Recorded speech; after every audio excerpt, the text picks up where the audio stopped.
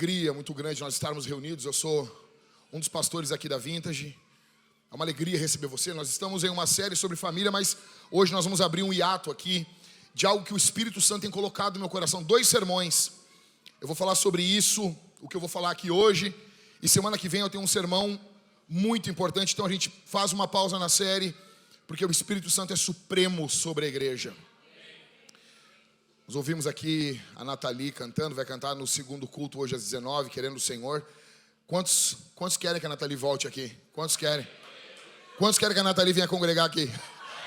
Olha aí, ó. É a voz do povo, não é a minha voz. Não sou eu que estou dizendo, eu não disse nada. Vamos comprar o passe. Com teu pai eu falo. Tá bom? Então, uma alegria muito grande, Nathalie, te receber aqui. Eu conheço a Nathalie desde criança, desde pequenininha, assim. A Rose, que é como uma mãe para mim, né? A Rose é um amor, uma bênção, uma alegria nós estarmos juntos.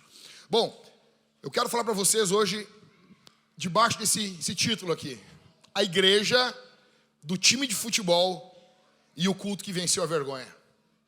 Repete comigo. A igreja do time de futebol e o culto que venceu a vergonha. Presta bastante atenção aqui para você pegar a grande ideia do sermão. A grande ideia aqui é a seguinte: todo mundo congrega em uma igreja. Todo mundo congrega. Todo mundo está congregando nesse momento em uma igreja. Não existem desigrejados. Não existem. Escuta. Uma vez eu tinha um amigo e ele estava meio fraco na fé, pastor Gabriel. Ele vinha na igreja, ele não tinha contato com os irmãos, ele parece que foi perdendo a paixão pelo povo de Deus. Só que, um dia, eu estou caminhando, eu estou com ele na rua, andando de carro, e ele passou, ele era taxista, ele passou por um taxista, colega dele. E, cara, o sorriso que veio na boca dele veio rápido, ele buzinou, parou o carro, conversou e ficaram abraçados. E, cara, tinha o ponto de táxi onde ficavam todos os taxistas. E eu vi que aquilo era uma igreja. Eles estavam congregados ao redor de um hábito em comum, uma profissão em comum.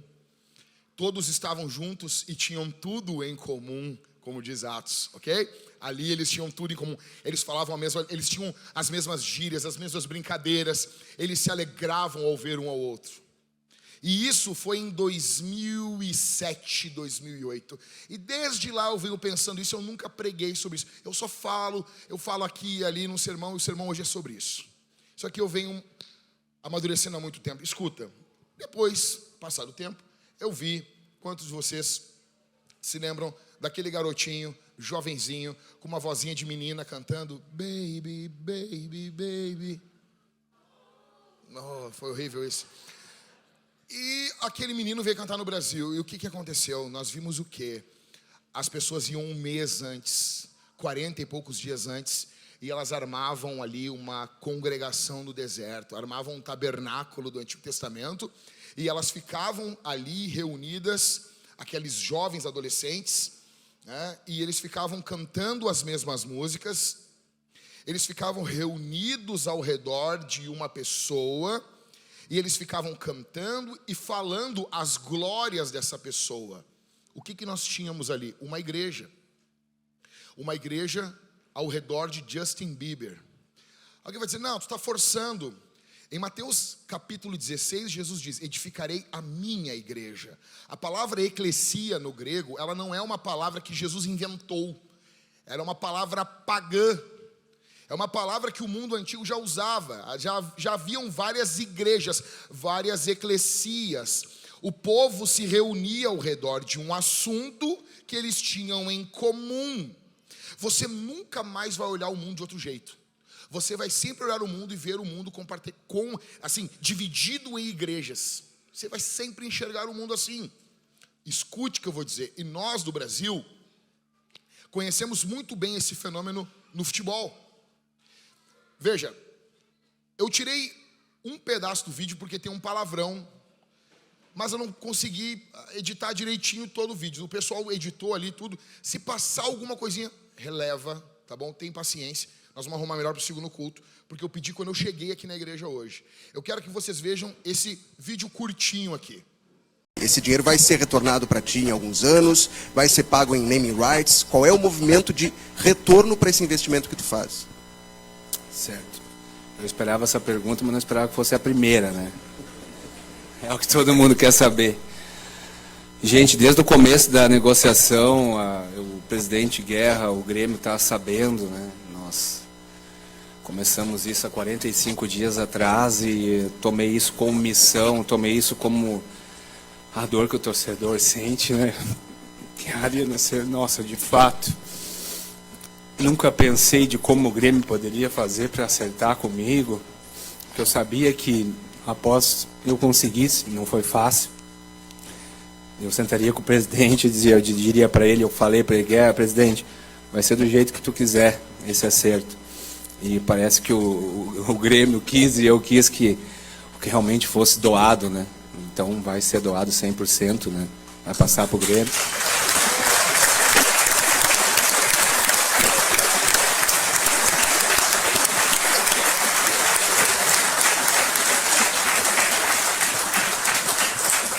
E como eu falei anteriormente, não é uma questão empresarial, não tem nada a ver com empresa, não tem nada a ver com marketing. É uma doação de um gremista, cara, que eu espero que esse gesto toque no coração de todos os gremistas. Por isso que eu vim com esse moletom hoje. O Grêmio precisa muito, muito, muito do torcedor. O torcedor não quer que o Grêmio seja vendido, não quer que o Grêmio vire SAF, eu sei disso. Mas o torcedor tem que fazer a parte dele, tem que se associar. Eu quero agradecer os mais de 100 mil sócios que nós temos, os conselheiros que estão aqui. Mas eu peço, eu sei que a torcida do Grêmio é muito fanática. Eu mesmo conheço pelo menos 10 pessoas que têm potencial de ser sócio do Grêmio e ainda não são por algum motivo. Eu peço que esse gesto sirva para eles, cara, tocar no coração, que o Grêmio vai ser gigante, o Grêmio vai botar para derreter, mas precisa ter 300 mil sócios. Conto com vocês, torcida do Grêmio. Vamos lá, o Grêmio é um marco hoje. Nós vamos lotar essa arena direto. Nós vamos ter 300 mil sócios e vamos fazer história juntos. A história do Marcelo está fazendo aqui hoje não é nada perto da que a torcida pode fazer. Tá bom? Eu acho que eu respondi. No que eu topei ser candidato a presidente, eu já ficou na minha cabeça. Primeira coisa que eu tenho que resolver é a arena. Primeira coisa, eu sou torcedor, eu sei que o Grêmio precisa é resolver a arena. Tá. Fui no próximo jogo, na arena eu tenho um camarote lá, e do lado do meu camarote, o presidente da arena porto-alegrense, que é o Mauro Araújo, ele tem um camarote do lado meu, então ele sempre me cumprimenta. Marcelo. E nisso que o Dutra me convidou, saiu notícias aí que eu poderia ser o candidato. E eu já veio daquele jeito. Marcelo, tu vai ser o candidato? Não sei, né? Não tinha saído no Duda, que eu fui no assado e tal. Marcelo, tu vai ser o candidato? Não, Marcelo, preciso fazer um churrasco contigo. Te contar a situação que tá a arena aqui. Não é bem assim como noticiam. A gente faz de tudo. E bababá. Eu digo, vou ter que aproveitar esse churrasco, então, pra essa situação. Aí ele falou, Marcelo, e vai estar o presidente da Meta, que é o Parada, e vai estar um dos diretores da Revi, que é o Guto, essa semana aqui, em Porto Alegre. E eu quero te explicar por que está acontecendo tudo isso. Eu disse, tá, vamos marcar um churrasco então. Marcamos o churrasco no meu apartamento, que é em frente à arena. Eu tenho um apartamento em frente à arena, né? Claro, podia ter, né? E aí marquei esse churrasco lá. Chegaram pro churrasco e tal. E o assunto deles não era para vender a arena.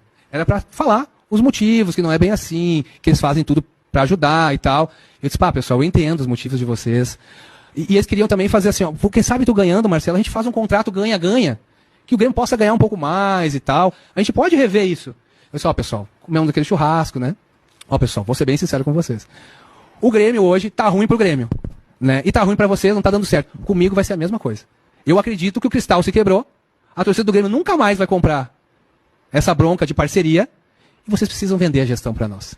Vocês precisam vender a Revi, vocês precisam vender a dívida para nós. E eu posso fazer diferente. Eu posso comprar a dívida da Revi, eu posso comprar a gestão da arena, e não envolve o Grêmio. Eu faço isso com vocês, e depois a gente vê como é que o Grêmio vai acertar comigo. Porque a gente já tentou outras vezes, era muita política, queria nos pagar, sei lá, do jeito que é o futebol, né? E os dirigentes estão todos falando que estão errados.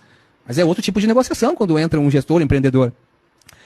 E aí, não, tudo bem, Marcelo, mas a gente queria mesmo era fazer um novo contrato. Mas ficou a sementinha ali. E eles foram embora, pegaram o contato do Marlon, que é o meu jurídico, estava junto. Foram embora para São Paulo. E a coisa foi andando. E eu prestes a anunciar no Duda que eu seria candidato. Mas por aqueles dias ali, 2, 3 dias depois, eles entraram em contato com o Marlon e disseram, não, Marcelo. Não, Marlon, desculpa, Marlon. Gostamos do papo do Marcelo. E nessa janta eles falaram de valores assim por cima. Se fosse tanto, se fosse tanto. E eu também falei, mas até tanto eu ia, até tanto eu vou, né? Aquela conversa de churrasco. Gostamos do assunto do Marcelo, entendemos bem que tá difícil mesmo, que não vai dar. Naqueles valores, dá pra gente conversar.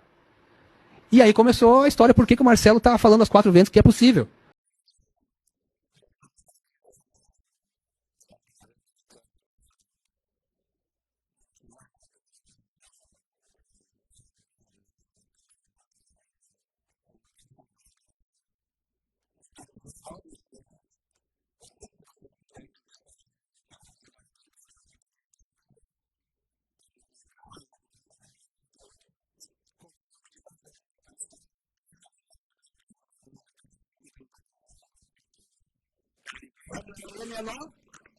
O que faz um cara desembolsar 130 milhões de reais, fazer isso, não esperar dinheiro nenhum de retorno e entregar isso como uma oferta a um clube e fazer isso com lágrimas nos olhos?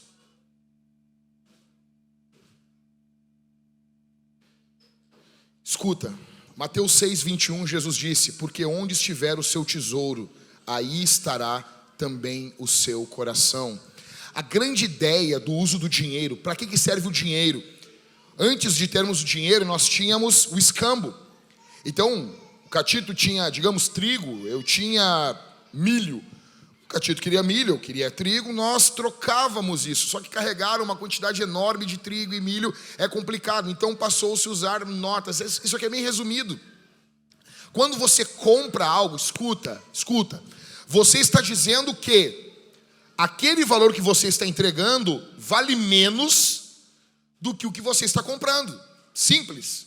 E a pessoa que está vendendo está dizendo que o valor que ela está recebendo vale mais. Para um vale mais o dinheiro e para outro vale mais a coisa ou a experiência. Escuta. O que nós vemos aqui nesses vídeos é uma igreja chamada Grêmio. O que move um homem a chorar por um estádio. E aqui eu não tiro o mérito dele. Ele está sendo extremamente coerente com o que ele diz. Por quê? Se o torcedor do Grêmio canta com o Grêmio onde o Grêmio estiver, até a pé nós iremos. A torcida do Inter canta o quê? Glória do desporto nacional, ó internacional, que eu vivo a exaltar. Cara, deixa eu dizer uma coisa, eu sou gremista, mas o que os clubes de futebol requerem de nós é adoração. Eu fui num jogo uma vez com o pastor Rafael e a torcida começou a cantar. Quem é mais gremista do que eu vai conhecer. Grêmio te dou a vida.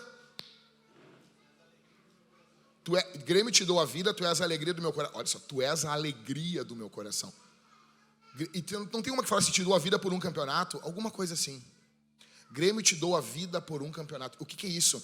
Romanos 12, é oferecer em sacrifício os nossos corpos. Escuta o que eu estou dizendo. E teve uma hora que o cara estava do nosso lado e ele estava cantando com a torcida, e ele errou a letra. E ele, Grêmio, eu te exalto. O cara largou. Aí na hora o Ribas olhou para mim rindo e disse assim, o coraçãozinho não aguenta, né, Jack? O ser humano foi feito para adoração, né? O que faz um homem doar 130 milhões de reais por amor? Veja, isso foi um marco na história do futebol. Isso nunca aconteceu. Várias pessoas compraram coisas para os seus clubes, mas esperaram volta, o retorno. Todo mundo é devoto a algo. Futebol, família, status, prazer ou Deus. A questão não é se você doa algo, mas para o que, em nome do que você doa, porque isso vai revelar o teu Deus. A sua oferta, ela conta a verdade. Escuta, a oferta que você doa conta a verdade que a sua boca não tem coragem de falar. O reino de Deus é um reino prático. O que está acontecendo? Tem uma hora que ele começa a falar e ele começa a embargar a voz, assim, sabe? E ele fecha a boca para não chorar. E ele começa a dizer, o Grêmio é grande, o Grêmio é grande. O que um torcedor quer que um clube ganhe do outro? Quem é gremista já enxerga o clube grande. Ele quer que todos os outros vejam como aquele clube é grande. O Colorado, ele vê o Inter como algo grande. Ele já quer agora que todos vejam. Ele já vê como algo grande. O palmeirense, o fluminense, todos enxergam o seu clube. E escuta, quando um gremista vai discutir de futebol com o Colorado, o que nós vamos falar? Confronto direto? Nós não vamos discutir isso. Confronto direto a gente perde. Nós vamos falar de número de gauchão? A gente não vai falar de número de gauchão. O que eu vou falar para um Colorado? Vou dizer assim, tu tem que olhar o ranking. Por quê? Quando eu olho o ranking, o Grêmio ganha. Aí o Cláudio vai dizer o quê? O Cláudio vai dizer, não... E faz sentido, qualquer uma das formas. O Cláudio vai dizer, tu tem que olhar o confronto direto. Porque no confronto direto, o Inter é maior. Veja, nós sempre escolhemos uma forma de exaltar aquilo que amamos. Nós sempre vamos escolher uma esposa. Quando ela briga com o marido, escute aqui. Quando a mulher briga com o marido, para o marido agir de um jeito. Ah, meu amor, olha, tu está sendo grosso. Tu tem que agir assim. O que a mulher está fazendo? Ela quer que todos olhem o marido dela como ela olha. É amor. Quando ela discute com o marido, eu sempre me falam, isso nunca aconteceu lá em casa, tá? Mas quando a mulher discute, tu tem que ser mais calmo. Tá muito irritado, olha o que vão pensar de ti. A mulher está muito preocupada com o que vão pensar do marido. Porque ela, no fundo, ela ama esse homem e ela tem uma visão exaltada desse homem. E ela quer que todos vejam esse homem do jeito que ela vê. O nome disso é amor. A questão é essa. Ele quer que todos vejam o Grêmio do jeito que o Grêmio é para ele. Escute isso aqui. Tem um homem, um missionário, eu já contei essa história para vocês várias vezes. Um missionário em um país muçulmano. Ele estava caminhando, ele e um outro missionário. E de repente eles dobram a esquina. E quando eles dobram a esquina tem uma imagem. E ele começa a chorar, porque na imagem está Maomé com a mão estendida e Jesus com as pernas dobradas, ajoelhado e beijando a mão de Maomé. Nesse momento, esse missionário começa a chorar. E ele diz, eu não posso viver isso, eu não posso enxergar isso. E o outro missionário diz, por que tu está assim? Ele diz, viver num mundo onde Jesus não é amado é um inferno. Viver num mundo onde Jesus não é exaltado é um inferno. Qual é o motivo das missões? O motivo primordial das missões não são as almas. O motivo primordial das missões é porque as nações não estão cantando. As nações não estão louvando o nosso Deus. E você e eu conhecemos esse Deus. E esse Deus é digno de ser louvado. Esse Deus é glorioso, majestoso, portentoso, glorioso. Esse Deus é grande. Então é justo que esse Deus glorioso seja exaltado em toda a terra. E como toda a terra não está cantando, nós enviamos missionários para que a terra cante. Esse é o primeiro motivo das missões. O primeiro motivo das missões não são as almas, é Deus. O primeiro motivo das missões é porque nós amamos o Senhor. E isso está conectado com tudo que doamos e fazemos na obra de Deus. Em primeiro lugar, a generosidade é um ato de culto, não um boleto vencido. 2 Coríntios 9,7 diz, cada um contribua segundo tiver proposto no seu coração, não com tristeza ou por necessidade, porque Deus ama quem doa, quem dá, quem entrega com alegria. Dízimo e oferta não são impostos de igreja. Paulo nunca obrigou, ele sempre encorajou a generosidade como uma resposta do Evangelho. A oferta é o amém financeiro da nossa fé. Quando você está doando algo, você está fazendo isso por amor. Eu quero que a igreja avance, eu quero que a igreja triunfe, eu quero que o nome de Jesus seja exaltado. E nós sabemos que isso ocorre por intermédio da igreja. A igreja é o método de Deus. Deus ama quem doa com alegria, não por medo, barganha, pressão. Escute, se você ama a igreja, se você investe nela, se você ama Jesus, inevitavelmente você vai honrar o Senhor com o que você tem. Não importa. Deixa eu dizer uma coisa, eu já falei isso aqui, eu vou repetir.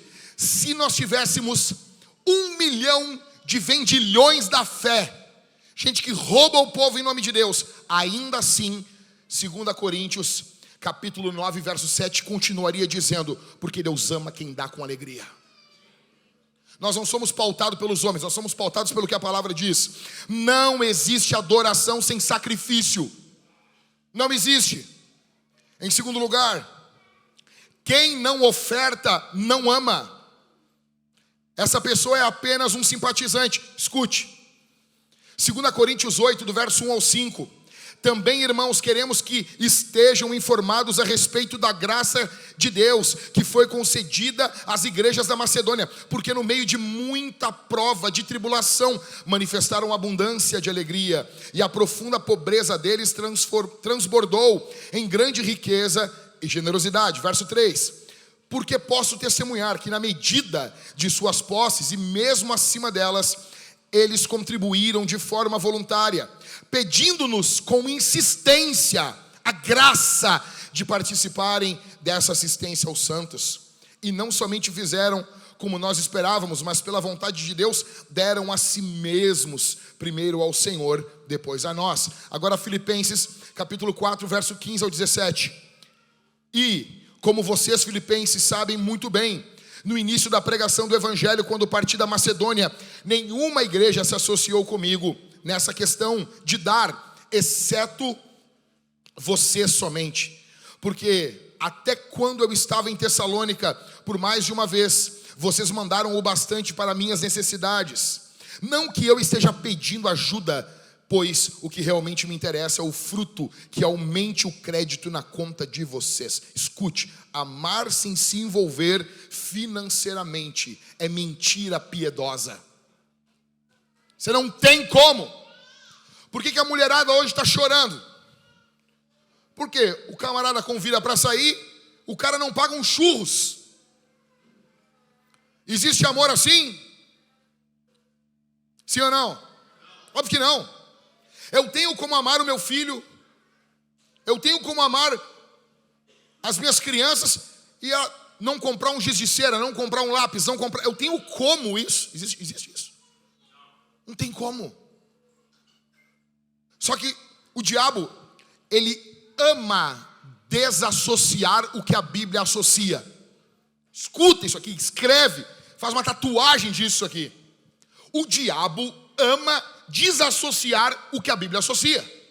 Exemplo, a Bíblia associa casamento com sexo e consequentemente com filhos.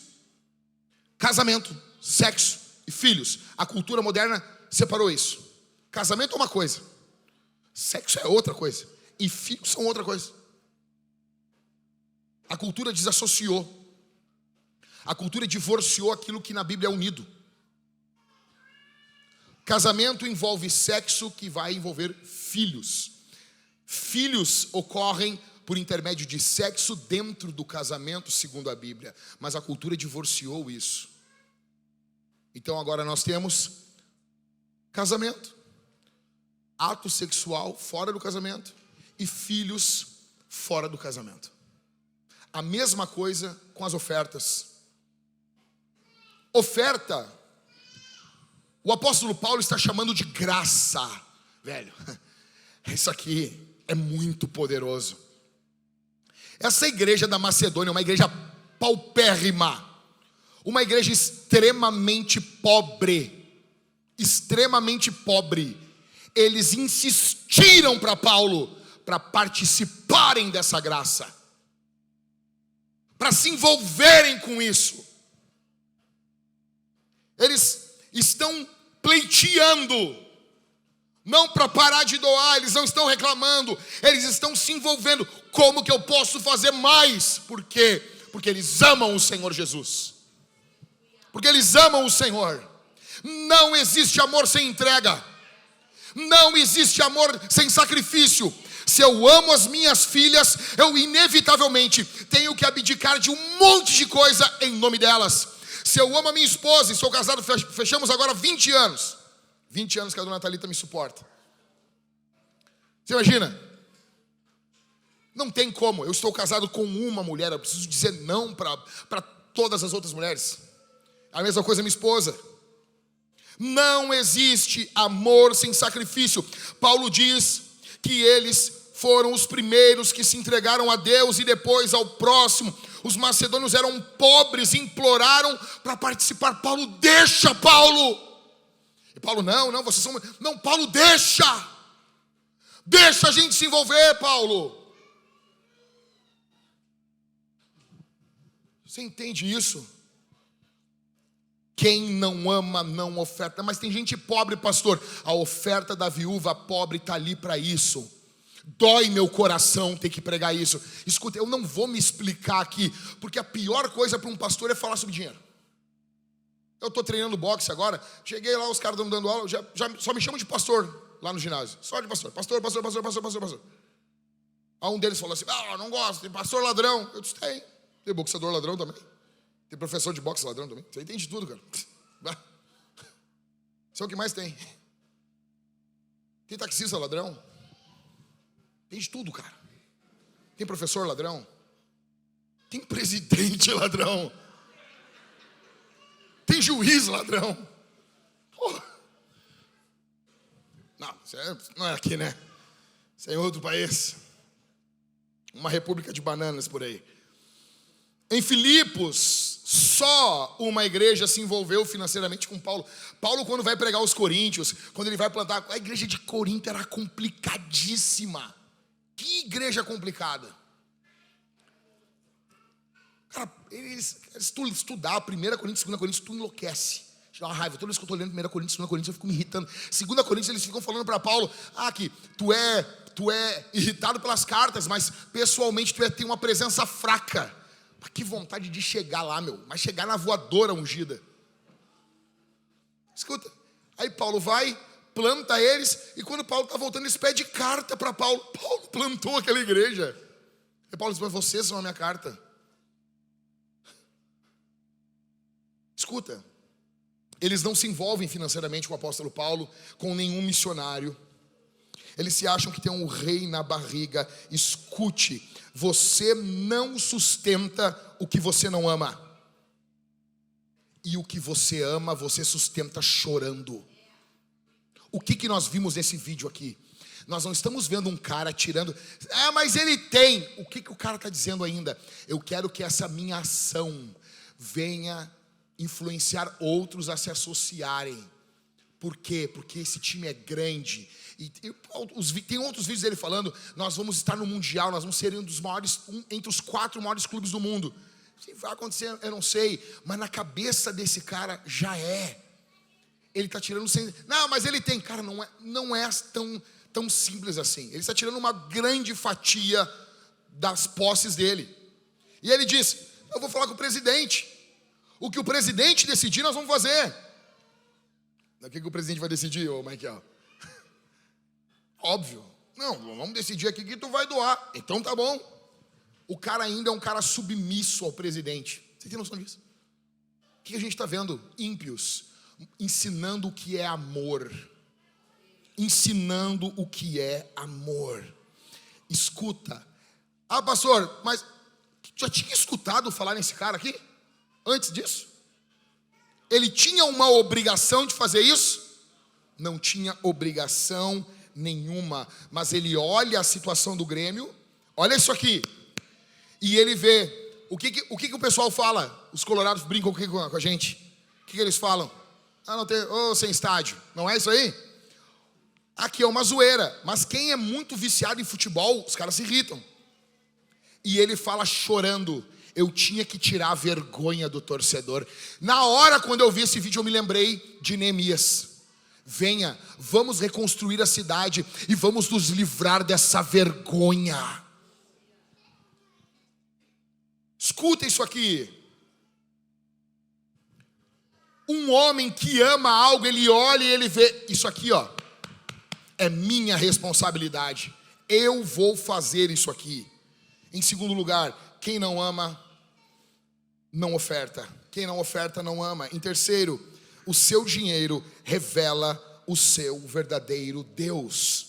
1 Timóteo 6,10. Porque o amor ao dinheiro é a raiz de todos os males. E alguns nessa cobiça se desviaram da fé e atormentaram a si mesmos com muitas dores. 2 Coríntios 9, do 12 ao 13. Porque o serviço dessa assistência não só supre a necessidade dos santos, mas também transborda em muitas orações de gratidão a Deus.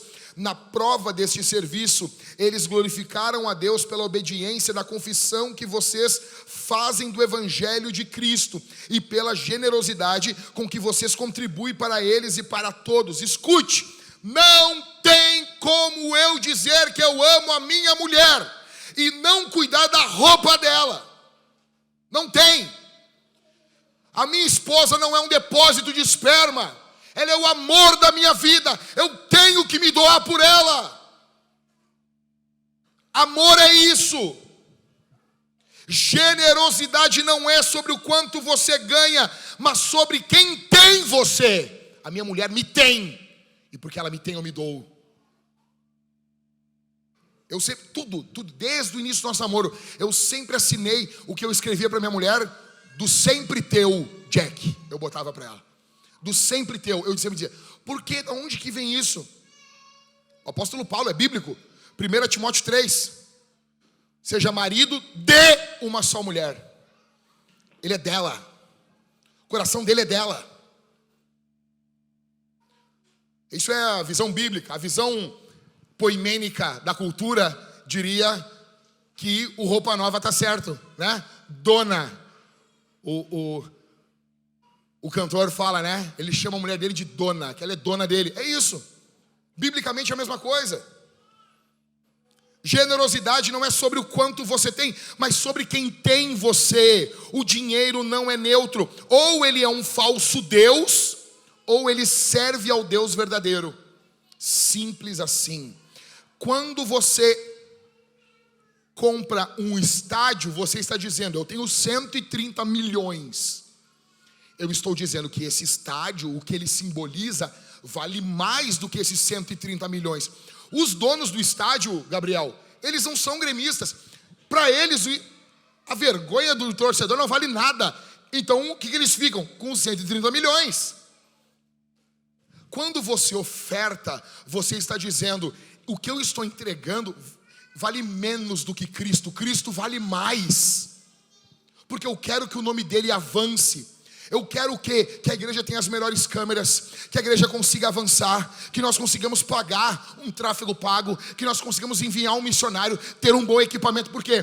Por que nós queremos a melhor caixa? Porque vai ser pregado Cristo. Porque nós queremos os melhores instrumentos? Porque vai ser tocado para Cristo. Porque nós queremos o melhor ambiente? Porque aqui o assunto é sobre Jesus. É isso. E quando nós entregamos, nós ofertamos, nós não estamos enxergando dinheiro, nós estamos enxergando Cristo, Cristo, Cristo, Cristo, Cristo! Cristo! A forma como você usa o seu dinheiro é o sermão mais honesto da sua semana. Me mostra o teu Deus. Na antiga, quando tinha cheque, diz assim, ó, olha o canhoto do cheque. Me mostra como que você usa o seu cartão de crédito, que eu vou mostrar quem é o teu Deus. Ao redor do que a tua vida orbita? Ao redor de quais experiências? Ao redor do que? Em quarto, não existe reino sem investimento. Não, eu vou repetir. Não, repita comigo. Não existe reino sem investimento. Gálatas 6:6. Mas aquele que está sendo instruído na palavra, compartilhe todas as coisas boas com aquele que o instrui. Escuta, eu não gosto de falar desse texto. Tem alguns textos da Bíblia que eu falo porque tem que falar, mas eu não gosto. O outro, sabe aquele de Hebreus 13, obedeçam aos vossos pastores. Eu não gosto de falar, mas eu falo, porque a impressão que dá é que eu estou falando em causa própria, me defendendo. Com todo respeito, meu irmão, eu não preciso da tua mixaria. Eu não preciso. O ponto aqui não sou eu. O ponto não são os pastores. O ponto aqui é você.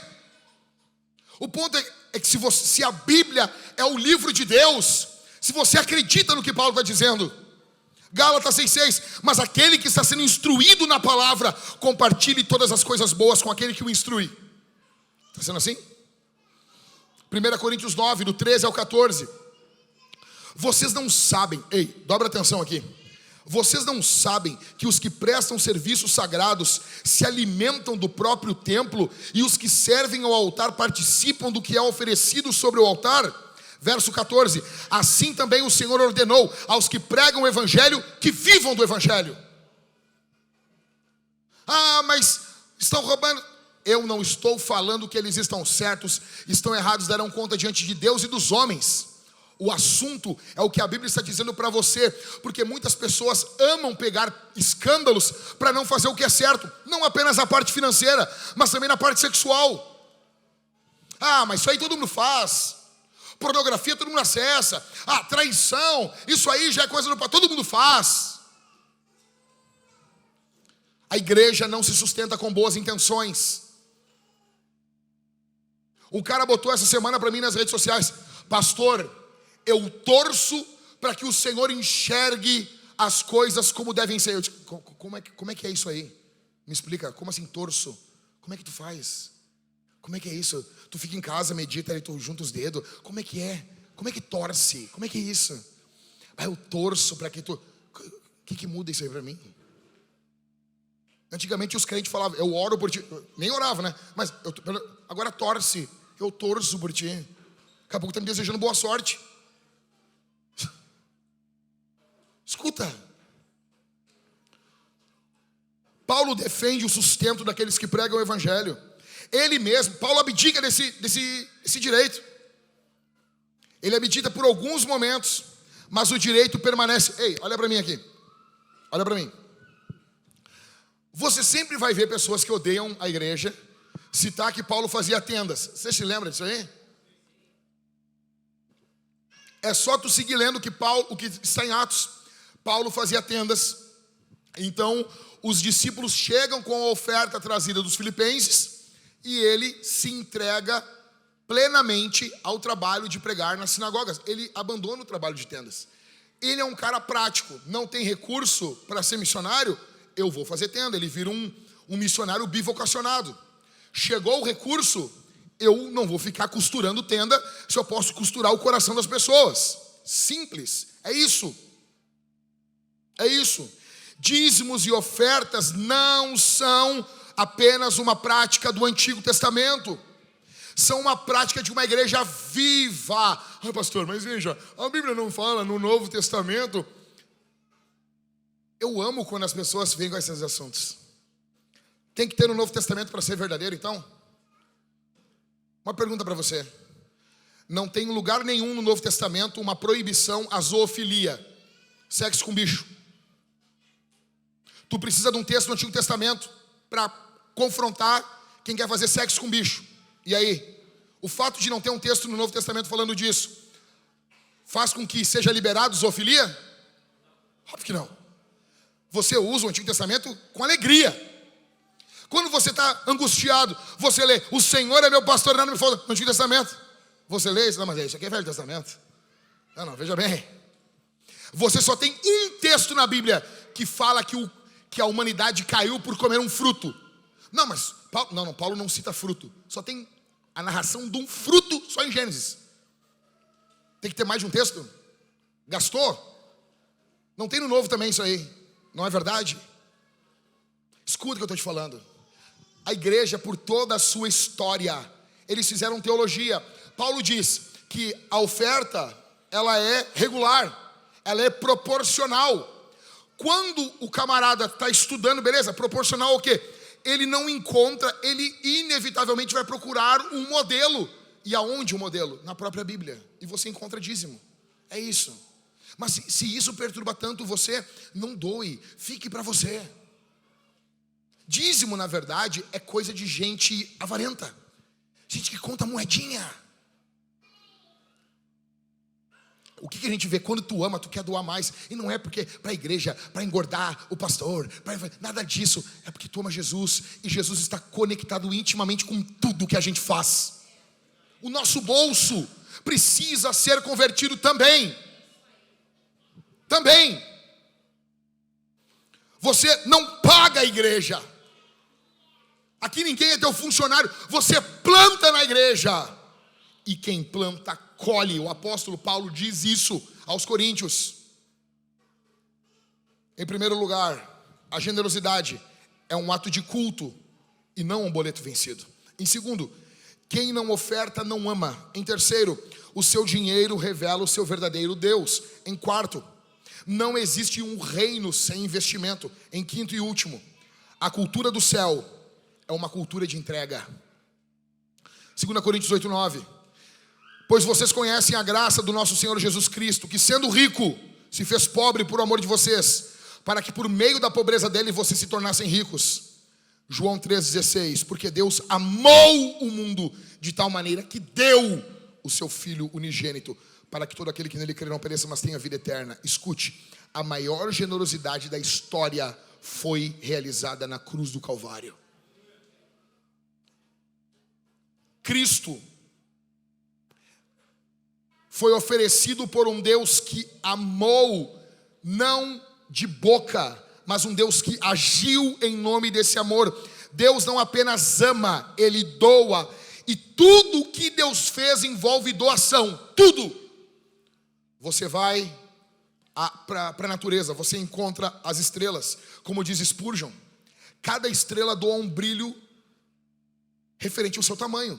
Existem estrelas mais brilhantes, estrelas menos brilhantes. A lua possui uma glória menor do que o sol, logo ela doa um brilho menor do que o sol. O sol é maior, doa uma glória, uma luz maior. Tudo na natureza doa conforme a sua existência, a sua essência. As árvores grandes doam grandes áreas de sombra, árvores menores, sombras menores. Doam frutos. Os animais doam também. Inevitavelmente você encontra leite, você encontra carne. O único ser da existência que retém é o homem. O único que não retém conforme. Existem pessoas que poderiam doar mais e não doam. E você inventa desculpa. E você coloca. Só deixa eu te dizer uma coisa aqui.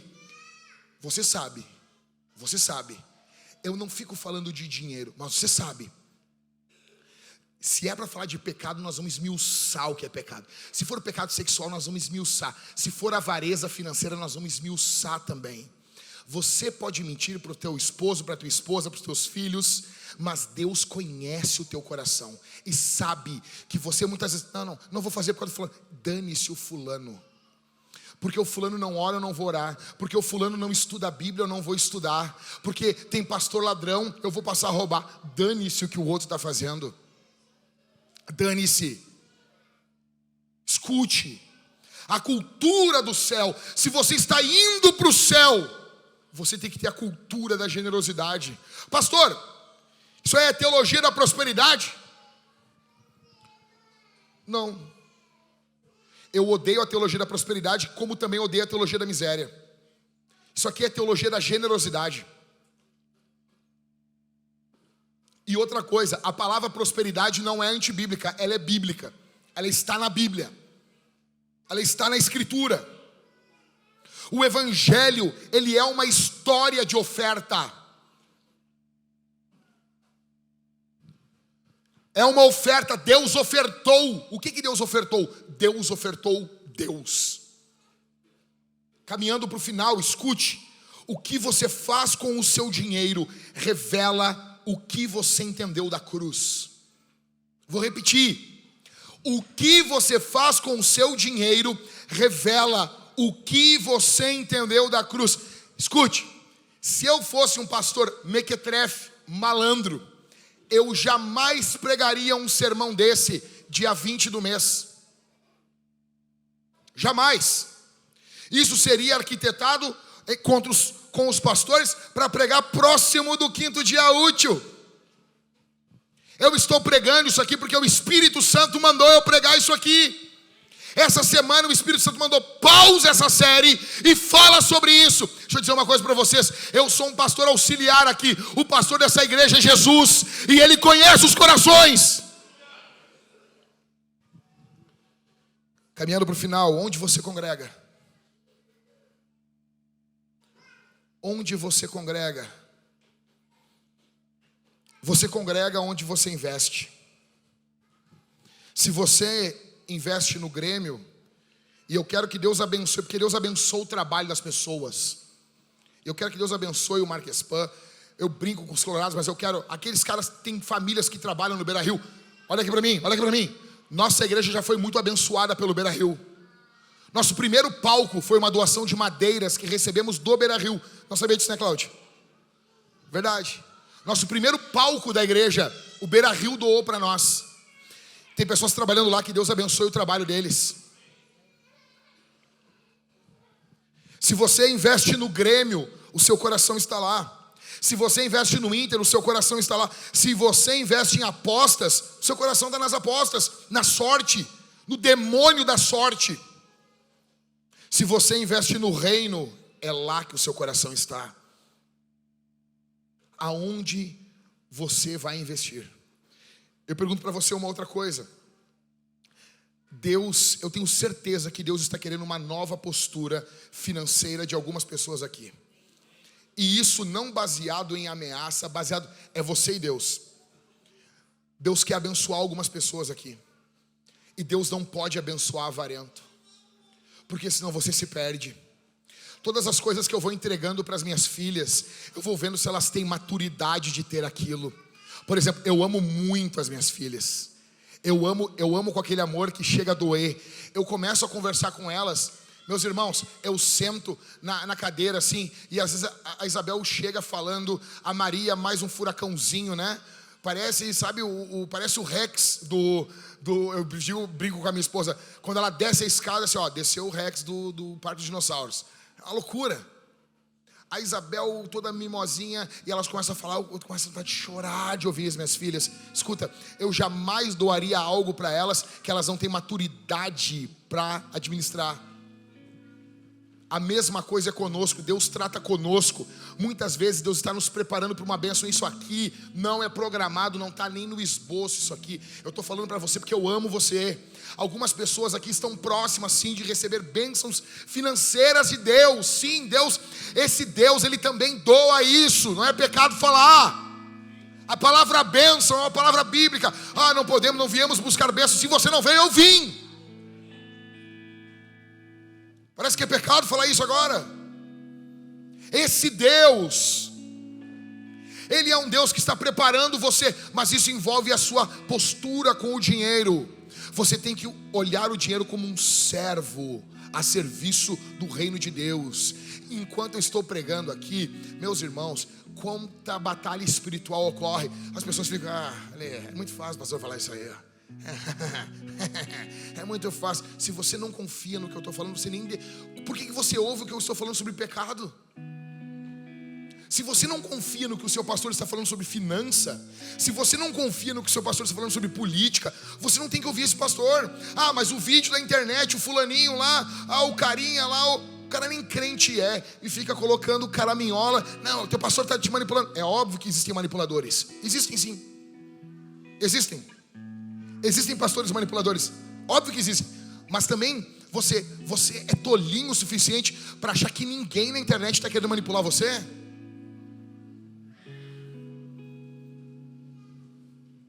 Escute. Deus nos chama aqui a uma postura madura e espiritual com dízimos e ofertas. Deus está nos chamando a algo espiritual, a algo maduro com dízimos e ofertas. Eu tenho 5 ações práticas aqui que eu quero terminar. E olha como é que é.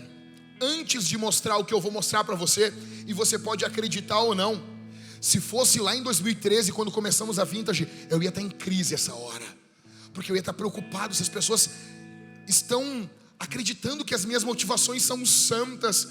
Eu não ligo mais para isso. Eu não ligo mais.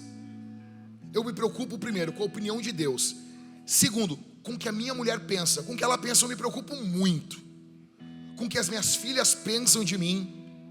O resto vem a reboque. E eu amo você, mas eu tenho que dizer, eu não me preocupo com que... Será que ele está tendo uma... Será que ele está tentando me enrolar, me enganar? Se você acha isso, joga no lixo que eu estou pregando. Descarta.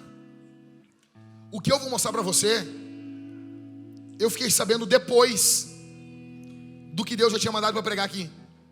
E eu vou mostrar para você. E você acredita ou não? Olha o que aconteceu. Olha que loucura. Estamos com um link aí? Joga aqui para nós, por favor. Olha aqui. Chega a ser ridículo isso. Abre lá para nós lá as fotos. Olha só. Tá vendo esse prédio preto à esquerda aqui? Sim ou não, gente? Que tá... Esse prédio aqui é a nossa igreja. Esse prédio de frente com essa porta alta tá para alugar. E o pastor Everton mandou essa semana no grupo dos pastores. Vai passando as próximas fotos. Vai passando. Vai passando.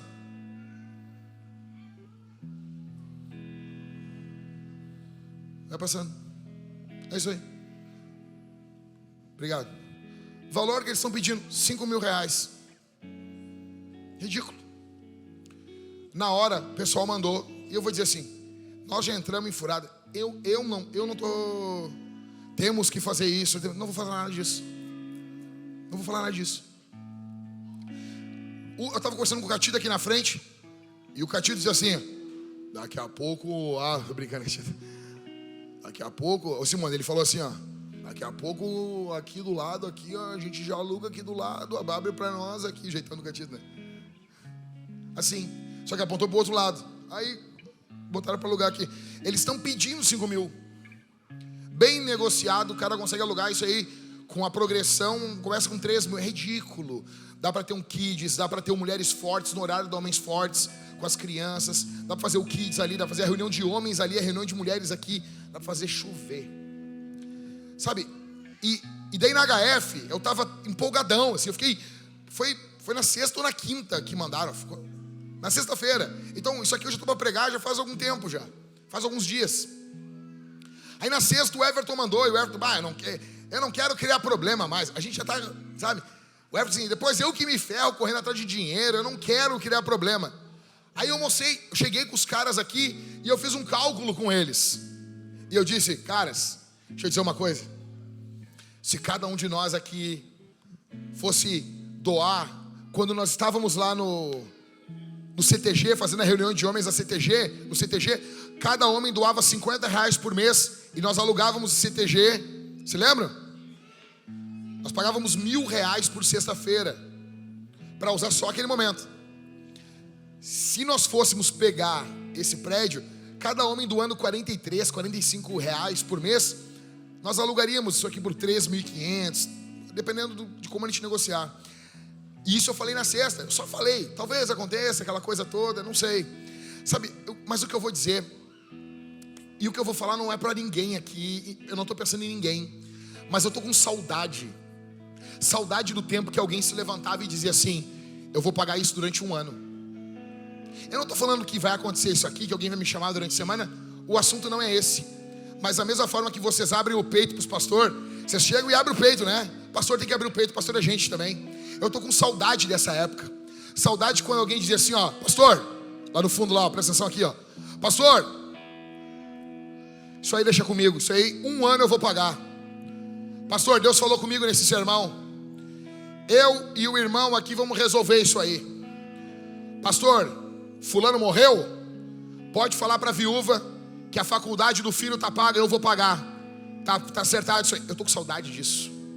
Saudade da época que os cristãos davam testemunho financeiro. Ah, virou muito testemunho financeiro? É, eu acho que virou, mas agora não tem mais nenhum. Porque a gente ficou cínico. Nós passamos a desconfiar de tudo e de todos. Nós não confiamos em ninguém. Beleza. Ah, eu sou maduro. Agora ninguém me enrola. Bonito, é verdade, eu acredito. Mas agora você não vive nada também. A minha esposa, ela conta o testemunho e eu falo para ela assim, meu amor, isso hoje em dia as pessoas já não acreditam mais. A minha mulher, escuta, minha esposa, ela perdeu a mãe com 7 anos de idade. E ela tinha os seus 14, 15 anos. Quem aqui se lembra da fichinha de ônibus de Porto Alegre, de estudante, que era uma marronzinha? Ninguém lembra, só meia dúzia. Nós temos que cuidar aí da nossa saúde. E eram umas fichinhas que ela custava metade do valor, tá bom? Para tu passar, tu tinha que botar a carteirinha de estudante junto. Na prática, Brasil, tu só entregava ali, passava às vezes um cara velho, não dava nada. A minha esposa, ela era menina, e ela ganhava uma pensão, e ela podia comprar ou a passagem, faltava uma semana ainda para ela receber, ou ela dava o dízimo. E ela contou que o coraçãozinho dela encheu de fé, e ela doou o dízimo. Ela disse que todos os dias ela achou 2 fichinhas para pegar o ônibus. Você pode não acreditar, eu sei, esses testemunhos parecem muito encaixados, muito certinho. É tipo um Deus que fez o mundo. Eu sei, é isso mesmo, eu sei. Você não pode acreditar, problema seu. E daí eu brinco com ela assim: ô meu amor, ou tu é muito desorganizado e tu perdeu 14 fichinhas dentro de casa, né? E ela disse: engraçado, né, amor, que quando eu recebi o dinheiro, eu parei de achar as fichinhas. Tipo um negócio do Antigo Testamento do Maná. Aconteceu. E esse Deus que doa a fichinha, Ele é o Deus do ouro e da prata. Ele é o Deus que abençoa sim algumas pessoas. Ele é o Deus que dá riqueza sim. Não estou aqui negociando dizendo que todo mundo vai ficar rico agora, não. Mas uma coisa é fato: quando você muda a sua visão financeira, você muda. O primeiro impactado é você, não é nem o seu bolso. A sua visão de mundo muda, porque dinheiro passa a ser só dinheiro. Não é mais o seu Deus.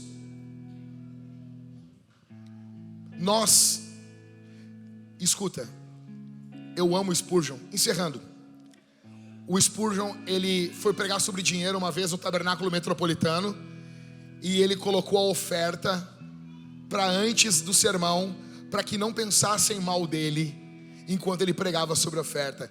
Eu não vou fazer isso, e não fizemos isso. Sabe por quê? Porque é você e Deus.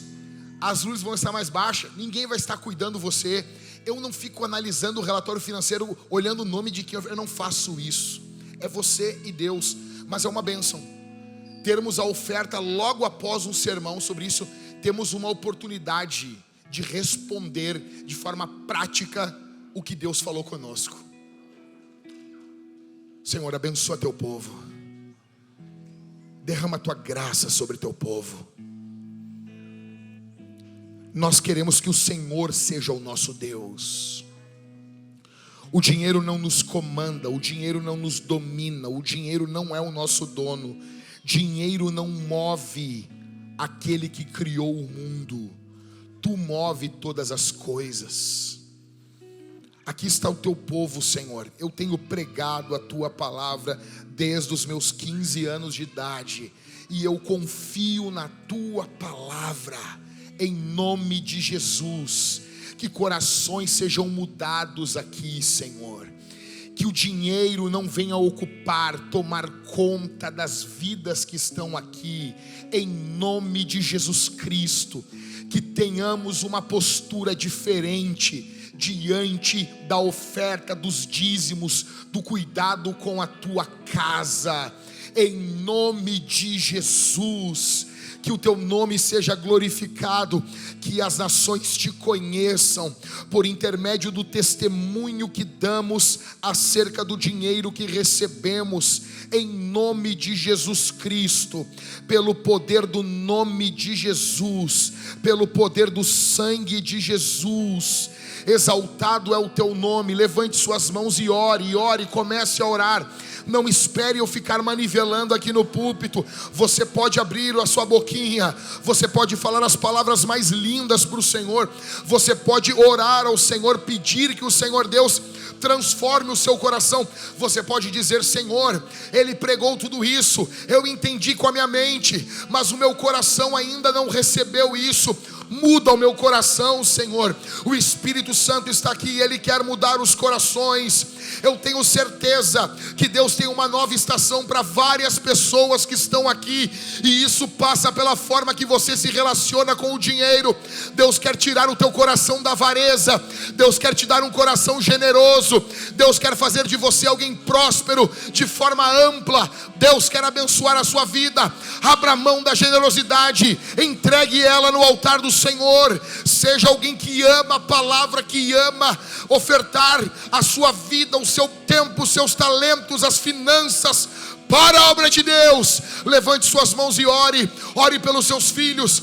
Peça que o coração deles seja um coração generoso, que os seus filhos amem ofertar, amem entregar aquilo que tem ao Senhor. Ó Deus, nos dá uma igreja generosa, nos dá uma igreja que é profundamente generosa, uma igreja que entrega, Senhor, uma igreja que não retém, uma igreja que cuida, uma igreja que ama, uma igreja que se doa, em nome de Jesus Cristo, em nome de Jesus Cristo, em nome de Jesus. Levante suas mãos ao alto, levante suas mãos ao alto, aplauda o nome do Senhor, aplauda o nome do Senhor.